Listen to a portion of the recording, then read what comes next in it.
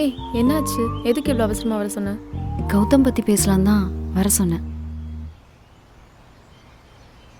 ஏதோ பணக்கார பொண்ணுக்காக விட்டுட்டு போனவனை பற்றி ஏன் பேசணும்? ஆதனா, ஒரு நிமிஷம் நான் சொல்கிறத கேளு. அவன் நீ நினைக்கிற மாதிரி இல்லை. ஆமாம், நான் நினச்ச மாதிரி அவன் இல்லை தான். காசுக்காக காதலை வேணான்னு சொல்லிட்டு போனவன் தானே.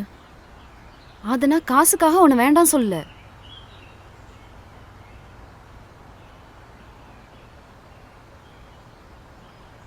உனக்காக தான் அப்படி சொன்னான். புரியல. இதான் லவ்னா இப்படி தான் இருக்கணும்னு எந்த ஒரு அவசியமும் இல்லை. ஒவ்வொருத்தருக்கும் ஒவ்வொரு மாதிரி. கடவுள் மாதிரியா?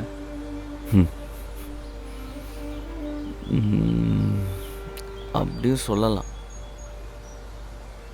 நீங்கள் யாரையா லவ் பண்ணியிருக்கீங்களா? லவ் பண்ணேன்.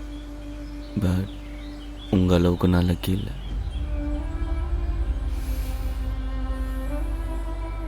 ஏன் அப்படி சொல்கிறீங்க?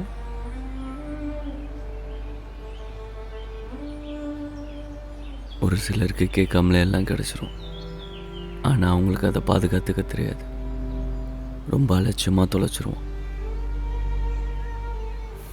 அப்படி தான் நானும் தொலைச்சேன்.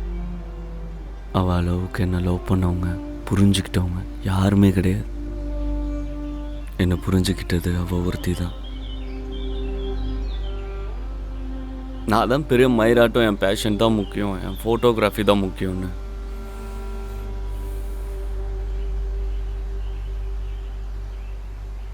அவளை விட்டு நானே விலகிட்டேன். இதை உன்கிட்ட சொன்னா எங்கே நீ வீட்டில் பார்க்குற மாப்பிள்ளையை கல்யாணம் பண்ணிக்க மாட்டேன்னு தான் அவன் வேற ஒரு பணக்கார பொண்ணை லவ் பண்ணுறதா உங்ககிட்ட போய் சொல்லியிருக்கான். நம்ம லவ் பண்ணுறவங்களுக்கு எது கரெக்டாக இருக்குமோ அதுதான் கொடுக்கணும். அவளுக்கு நான் கரெக்டான ஆள் இல்லை.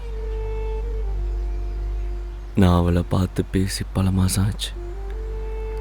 பட் நான் இப்போவும் கான்ஃபிடெண்ட்டாக சொல்லுவேன், நான் அவளை லவ் பண்ண அளவுக்கு வேறு யாராலையும் அவளை லவ் பண்ண முடியாது. அவள் என்ன லவ் பண்ண அளவுக்கு அவளால் வேறு யாரையுமே லவ் பண்ண முடியாது.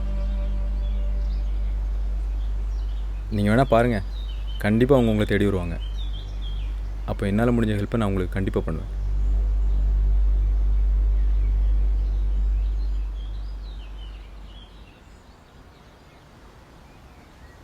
இப்போ அவன் எங்கே இருப்பான்? நான் அவனை பார்க்கணும். இங்கே தான், இங்கே ஏதோ ஒரு ஃபோட்டோ ஷூட் நடக்கிறதா சொல்லியிருந்தான். ஆனால் எங்கே இருக்கான்னு தெரியல.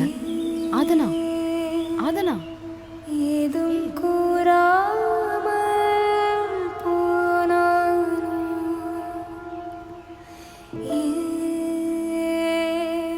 ஓகே ராஜு, நீங்கள் போய் ட்ரெஸ் சேஞ்ச் பண்ணிட்டு வாங்க, லைட் இறங்கிடும்.